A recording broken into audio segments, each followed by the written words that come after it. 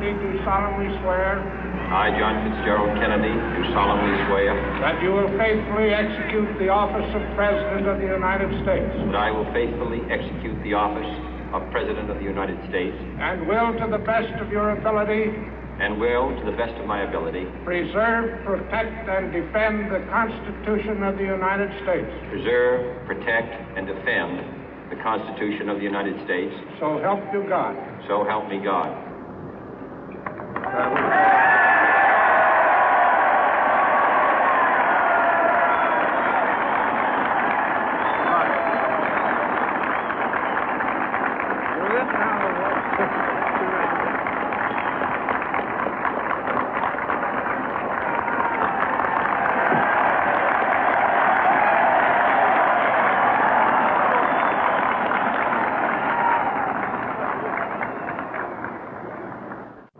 Vice President Johnson, Mr. Speaker, Mr. Chief Justice, President Eisenhower, Vice President Nixon, President Truman, Reverend clergy, fellow citizens.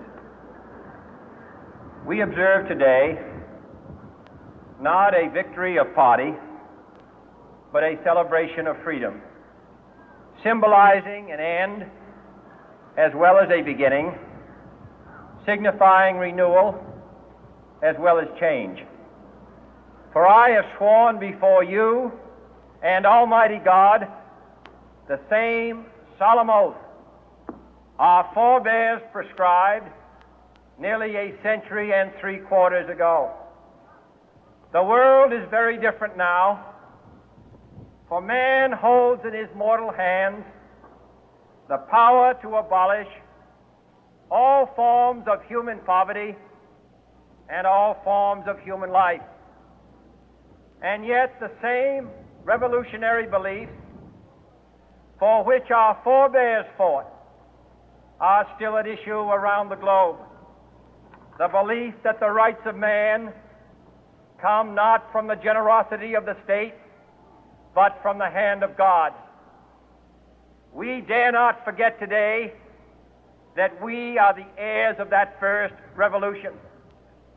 Let the word go forth from this time and place to friend and foe alike that the torch has been passed to a new generation of Americans born in this century, tempered by war, disciplined by a hard and bitter peace, proud of our ancient heritage, and unwilling to witness or permit the slow undoing of those human rights to which this nation has always been committed and to which we are committed today at home and around the world.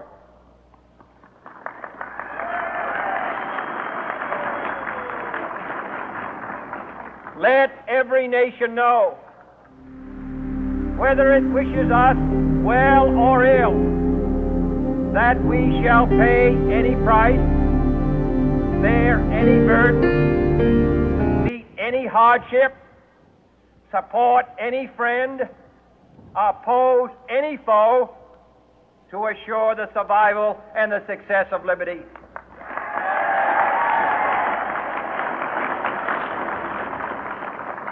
This much we pledge and more. To those old allies whose cultural and spiritual origins we share, we pledge the loyalty of faithful friends. United, there is little we cannot do in a host of cooperative ventures. Divided, there is little we can do, for we dare not meet a powerful challenge at odds and split asunder. To those new states whom we welcome to the ranks of the free, we pledge our word that one form of colonial control shall not have passed away, merely to be replaced by a far more iron tyranny. We shall not always expect to find them supporting our view, but we shall always hope to find them strongly supporting their own freedom and to remember that in the past, those who foolishly sought power by riding the back of the tiger ended up inside.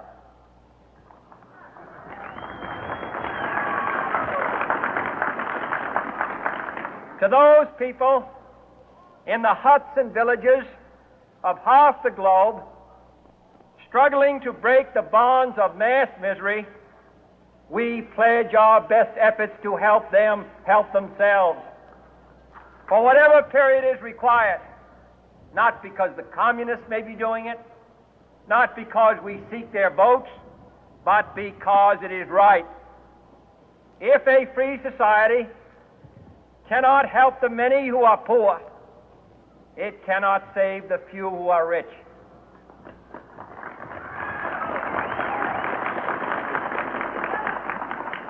To our sister republics south of our border, we offer a special pledge to convert our good words into good deeds, in a new alliance for progress, to assist free men and free governments in casting off the chains of poverty.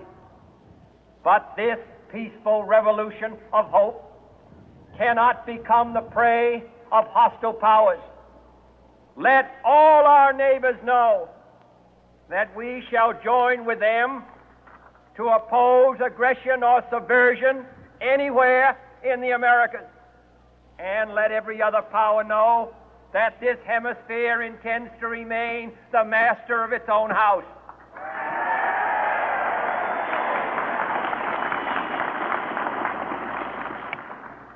To that World Assembly of Sovereign States, the United Nations, our last best hope, in an age where the instruments of war have far outpaced the instruments of peace, we renew our pledge of support to prevent it from becoming merely a forum for invective, to strengthen its shield of the new and the weak, and to enlarge the area in which its writ may run.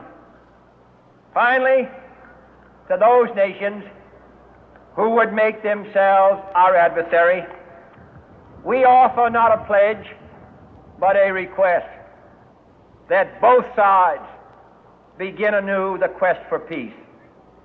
Before the dark powers of destruction, unleashed by science, engulf all humanity in planned or accidental self-destruction, we dare not tempt them with weakness, for only when our arms are sufficient beyond doubt can we be certain beyond doubt that they will never be employed.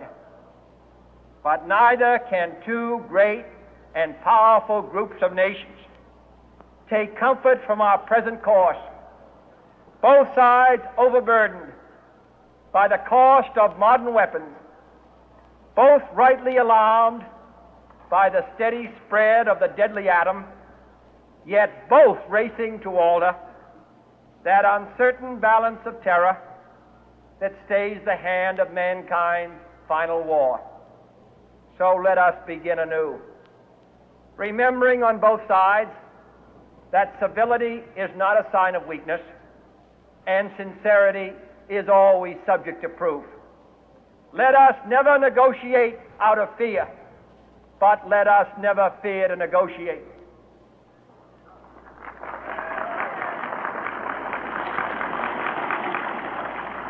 Let both sides explore what problems unite us, instead of belaboring those problems which divide us.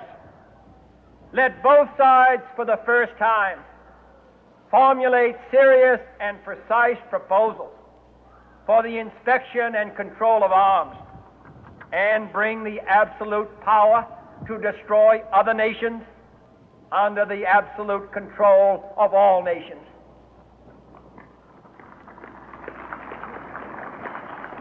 Let both sides seek to invoke the wonders of science instead of its terrors. Together, let us explore the stars, conquer the deserts, eradicate disease, tap the ocean depth, and encourage the arts and commerce. Let both sides unite to heed in all corners of the earth the command of Isaiah to undo the heavy burden and let the oppressed go free. And if a beachhead of cooperation may push back the jungle of suspicion, let both sides join in creating a new endeavor, not a new balance of power, but a new world of law, where the strong are just and the weak secure and the peace preserved.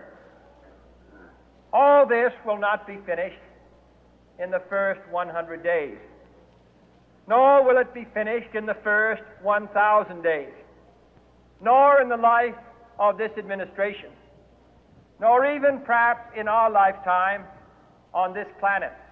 But let us begin.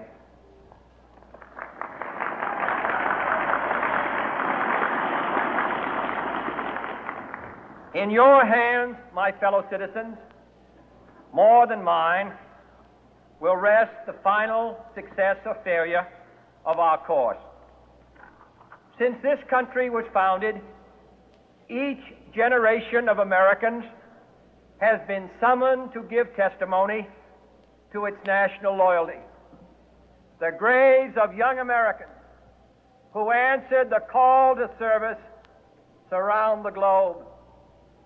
Now the trumpet summons us again, not as a call to bear arms, though arms we need, not as a call to battle, though in battle we are, but a call to bear the burden of a long twilight struggle, year in and year out, rejoicing in hope, patient in tribulation, a struggle against the common enemies of man, tyranny, poverty, disease, and war itself. Can we forge against these enemies a grand and global alliance, north and south, east and west, that can assure a more fruitful life for all mankind? Will you join in that historic effort?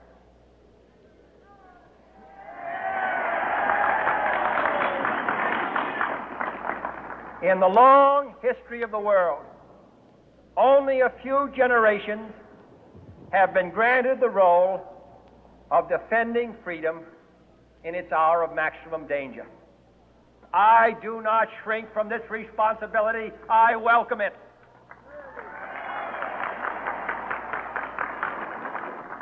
I do not believe that any of us would exchange places with any other people or any other generation. The energy, the faith, the devotion which we bring to this endeavor will light our country and all who serve it. And the glow from that fire can truly light the world. And so, my fellow Americans, ask not what your country can do for you, ask what you can do for your country.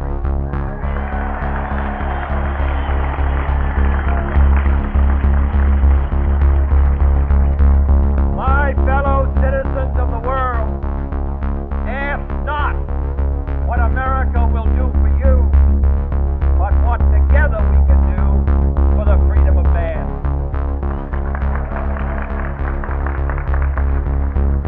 Finally, whether you are citizens of America or citizens of the world, ask of us here the same high standard of strength and sacrifice which we ask of you. With a good conscience, our only sure reward, with history the final judge of our deeds, let us go forth to lead the land we love, asking His blessing and His help, but knowing that here on earth, God's work must truly be our own.